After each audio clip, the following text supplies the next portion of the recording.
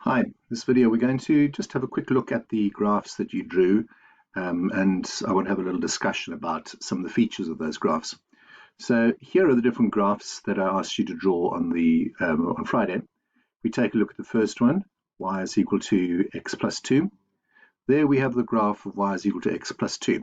It crosses the x-axis at 2, and the y-axis at 2, and it crosses the x-axis over here at minus 2. We'll see as we move along this line, as the x value increases by 1, the y value has increased by 1. As the x value increases by 1, my y value increases by 1.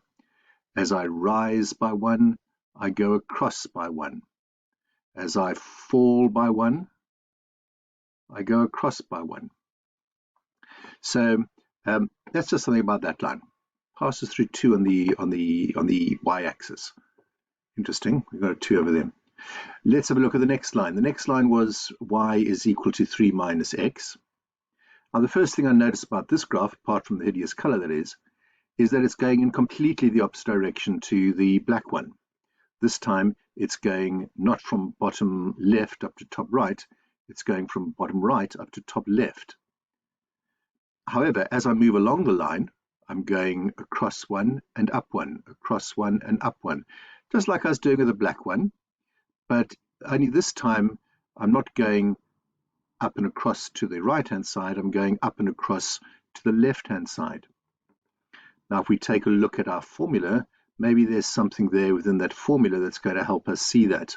Maybe you can think of and see this as we talk through it. Also, I've got this number 3 over there, and lo and behold, 3 is the point where the line crosses the y-axis. 2 was the point where the black line crossed the x-axis. Is there some sort of conspiracy we have going here, or is there some way of being able to explain it? Let's have a look at the third line. It's getting a bit messy on there, so let's just take that one out. Right, the blue graph now. Hang on, have a look at this. We've got minus 1 down here at the end of the equation. Lo and behold, the graph is crossing through minus 1 on the y-axis. Seems to be following the pattern that we've seen with the other one. We need to try and figure out why that is. Why is it that this number at the end over here gives us a clue about where the graph is going to cross the y-axis? This could become important at a later stage. The other thing that I notice about the blue line is it's much steeper than the first line. The first line, remember, I said I went up 1, across 1, up 1, across 1. Now I'm going to go, in order to go across 1, I have to go up 1, 2, 3, and only then can I go across 1. 1, 2, 3, and then I go across 1. Or I go down 1, 2, 3, and then I go across 1. Oh, hang on. I'm going 3 up and 1 across.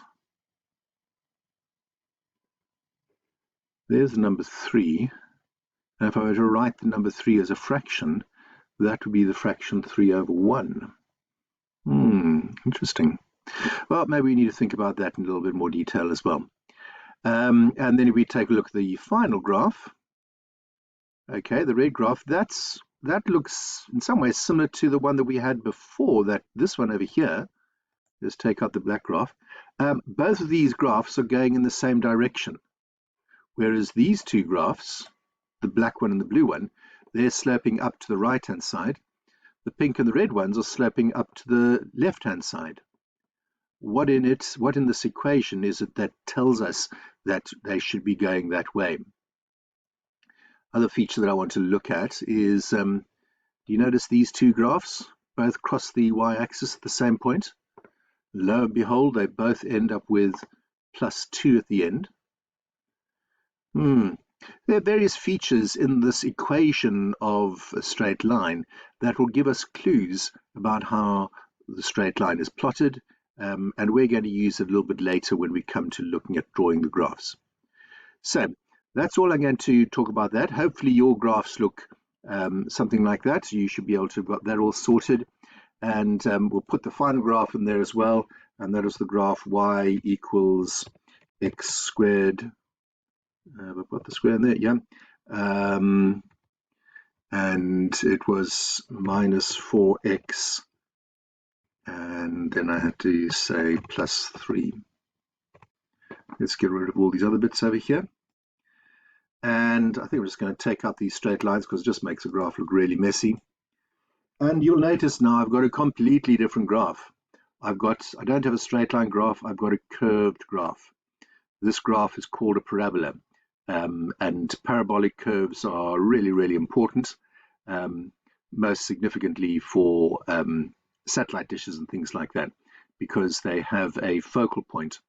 The lights in a car, for instance, the light will go out in all directions, but once it hits this curve, they will all be put into a beam of light that allows us to get the light funneled in a certain direction.